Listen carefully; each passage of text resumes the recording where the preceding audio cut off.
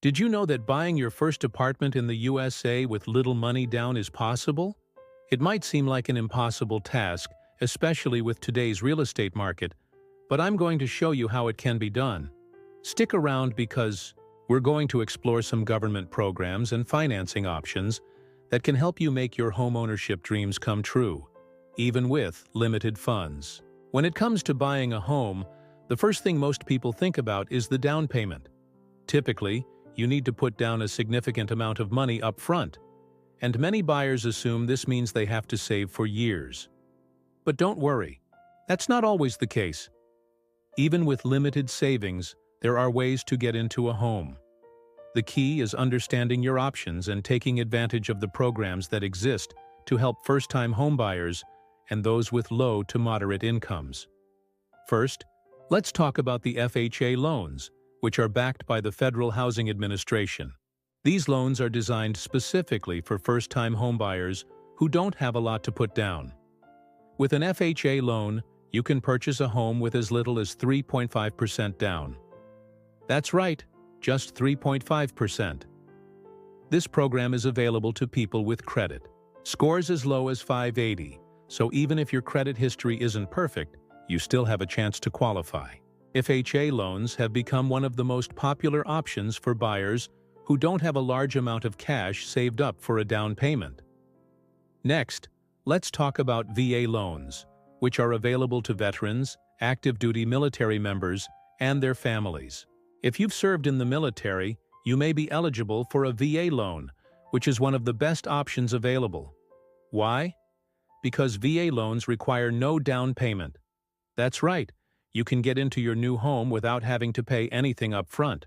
On top of that, VA loans typically offer lower interest rates than conventional loans, and you won't have to worry about paying for private mortgage insurance, PMI. This can be a huge benefit, especially if you're on a tight budget. If you're a veteran or currently in the military, this program could save you thousands of dollars in the long run. For those of you living in more rural or suburban areas, you might want to consider the USDA loan program. The U.S. Department of Agriculture offers loans with zero down payment for homes located in designated rural and suburban areas. Not only can you buy a home with no money down, but USDA loans also typically have lower interest rates than conventional loans. The USDA loan program is designed to help low and moderate income individuals and families purchase homes in areas where there is less competition and fewer buyers. So if you're open to living outside of major cities, this could be a great option for you. Now, what if you're looking for a conventional loan, but you don't have a lot saved up for a down payment? Don't worry, there are options for that, too. Some conventional loans like Home Ready and Home Possible require as little as 3% down. These programs are offered by Fannie Mae and Freddie Mac, two government-sponsored enterprises that support affordable housing in the U.S. These loans are designed for first-time homebuyers, and they're a great option for people who have steady income but don't have tens of thousands of dollars saved up for a down payment. Conventional loans with low down payments can be more flexible and allow you to borrow more money compared to other programs, which could open up more options for you when choosing your new home. In addition to these well-known loan programs, there are also down payment assistance programs that can help you cover the cost of your down payment. These programs are often run by state or local governments and can offer grants, low-interest loans, or deferred payment options to help reduce the amount you need to put down on your new home. Many of these programs are specifically designed for first-time homebuyers or individuals who meet certain income requirements. It's definitely worth researching what's available in your state or city, as you may be able to get some financial assistance that can make a big difference in your home buying journey. Once you understand your financing options, the next step is finding the right property. Looking for a home that fits your budget can be a challenge, but there are ways to make it easier. Consider exploring neighborhoods that are less competitive, where property prices may be lower. You can also look into smaller homes or apartments, which may be more affordable than larger single-family homes.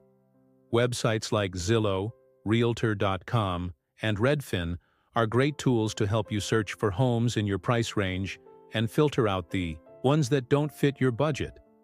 Don't be afraid to negotiate with sellers or ask about potential discounts, especially if the home has been on the market for a while. Of course, while buying a home with little money down is possible, it's important to avoid some common mistakes that can lead to financial trouble down the road. One of the biggest mistakes buyers make is not understanding the full cost of owning a home. It's not just about the mortgage payment. You also need to budget for things like property taxes, homeowners insurance, and maintenance costs.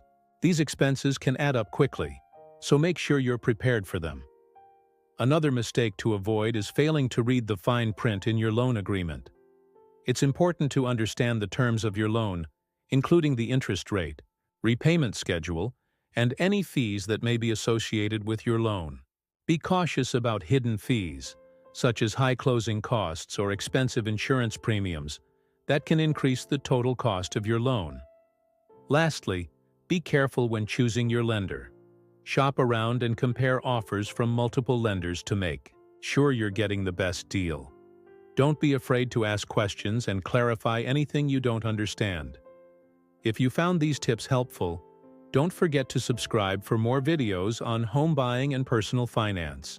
Hit the notification bell so you never miss an update, and share this video with anyone who could use this info.